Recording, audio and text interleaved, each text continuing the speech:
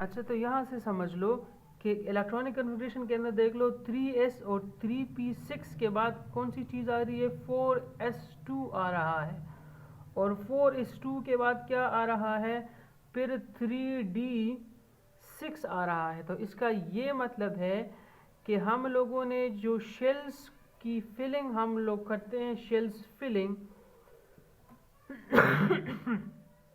Sorry to disturb, shells की जब हम फिलिंग करते हैं फ्रॉम इलेक्ट्रॉन्स,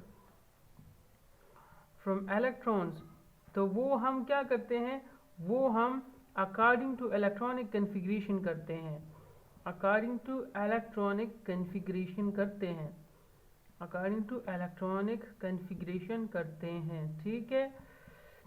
वो हम 2n² फॉर्मूले के थ्रू नहीं करते, it should be clear to you. अगर आप 2n² को लेके शेल्स को फिल करोगे तब आपके पास रिजल्ट गलत आएगा।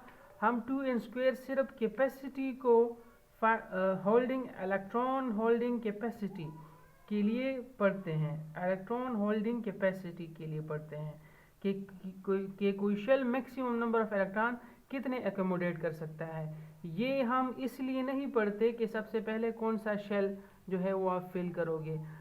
शेल्स की फिलिंग कैसी होगी वो आपको बताएगी इलेक्ट्रॉनिक कन्फिग्रेशन। अब इस इलेक्ट्रॉनिक कन्फिग्रेशन के मुताबिक तीसरे शेल में 2 डाल लो s2, फिर उसके बाद 6 डाल लो, फिर उसको छोड़ के आपने फोर्थ शेल में जाना है। क्यों फोर्थ शेल में जाना है, क्योंकि इलेक्ट्रॉनिक कन्फिग्रेशन के अंदर 4:2 आया हुआ है।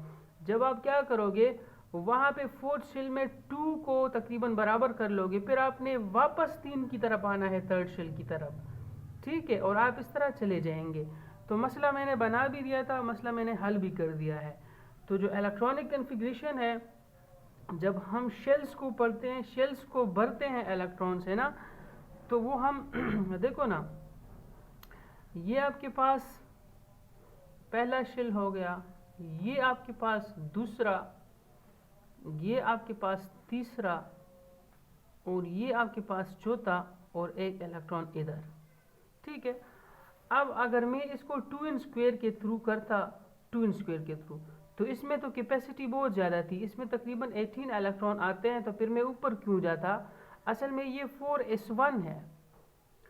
इलेक्ट्रॉनिक कन्फिग्रेशन 3 के लिए 3s2 और 3p6 है, फिर इसके बाद 4 इसकी बारी आती है, और 4s चूँकि फोर्थ शेल के अंदर है, तो इस वजह से मैं 4s की तरफ जाऊँगा। और अगर ये हम किसके लिए ले लें, ये तो पोटेशियम है ना 19, अगर कोई एटम हो उसका 20 हो, ठीक है, 20 हो उसका, तो उसके लिए हम लोगों ने 4s2 की तरफ जाना है। फिर अगर स्कैंडियम ले लो 21, अगर उसका एटॉमिक नंबर 21 हो, फिर हमने दोबारा वापस थर्ड की तरफ आना है, क्योंकि फिर यहाँ 4s2 हो जाएगा, और 4s2 के बाद यहाँ पे देखिए 3d10 आता है, तो 4s2 के बाद आपने बाउंस बैक करना है दोबारा थर्ड शेल की तरफ, तो ये एक लॉजिक है कि आपने थर्ड शेल को इनकम्प्लीट छोड़ना है और फोर्थ शेल को भरना है, और जब फोर्थ शेल में आप 2 इलेक्ट्रॉन फिल करोगे तब आपने दोबारा थर्ड शेल पे आना है,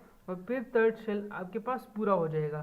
देखो 3d पे आपके पास 10 इलेक्ट्रॉन आते हैं, तो देखो काउंट कर लो 3s2, 3p6 और 3d10, तो ये आपके पास कितने रहते हैं 18, और थर्ड शेल की कैपेसिटी भी 18 है। तो मैंने आपको मसला बना भी दिया था और समझा भी लिए कि ऐसा क्यों होता है। तो पोटेशियम के अंदर ये मसला था कि अगर आप एटॉमिक स्ट्रक्चर को देखोगे तो उसके अंदर 3 शेल इंसान को नज़र आते हैं, लेकिन होते 4 हैं। तो हम लोगों को बेसिकली ये पता नहीं होता कि जो 2n² वाला फॉर्मूला है, ये हम शेल्स को भरने के लिए इस्तेमाल नहीं करेंगे, ये हम सिर्फ इलेक्ट्रॉन होल्डिंग कैपेसिटी के लिए इस्तेमाल करते हैं। शेल्स को भरने के लिए हम लोग क्या पढ़ते हैं, इलेक्ट्रॉनिक कन्फिग्रेशन के थ्रू हम लोग शेल्स को इलेक्ट्रॉन से भरते हैं। So I think the point is clear to you, ठीक है, and this is enough for today.